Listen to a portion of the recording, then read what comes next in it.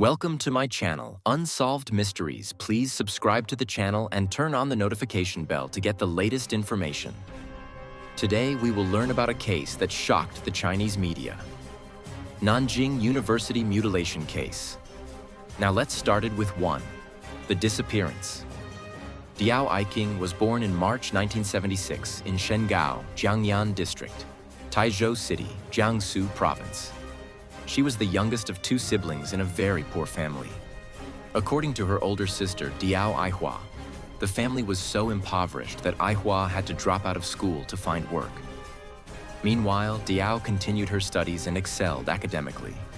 She successfully enrolled at Nanjing University, arriving there in October 1995 to attend the university's School of Adult Education. She majored in computer applications within the Information Management Department. To ensure she could focus on her studies, her family limited communication with her, not even informing her of her grandfather's death or her sister's marriage. Diao was described as introverted and simple, and she preferred not to socialize much. On the evening of January 10, 1996, Diao and her dorm roommate were penalized for using an illegal electrical appliance. After an argument with the dormitory management, she left the building and never returned. She was last seen alive wearing a red jacket with a black lining. Though she was reported missing, her family was not informed by the authorities until January 19th. 2. The discovery. In the winter of January 1996, Diao's remains were discovered by a sanitation worker who found meat in a bag. Initially believed to be pork, the worker brought it home to eat. However, upon preparing the meat, 3 human fingers were found. The worker reported the discovery to the police, who confirmed that the remains were human. Eventually, Diao's remains were found in plastic-wrapped packages at 8 different locations around the university, including a stadium, an entrance gate, a hospital, and along the roadside. The police confirmed that the scattered remains belonged to Diao and notified her father to come to Nanjing.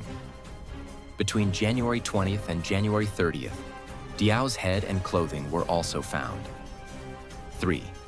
The investigation.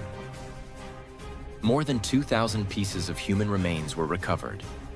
Diao's head and organs had been boiled for several days. Crucial organs such as the heart, liver, and spleen were never found. The forensic team could only identify the remains as those of a female by analyzing body hair and muscle tissue. Relatives identified her through a mole on her right cheek.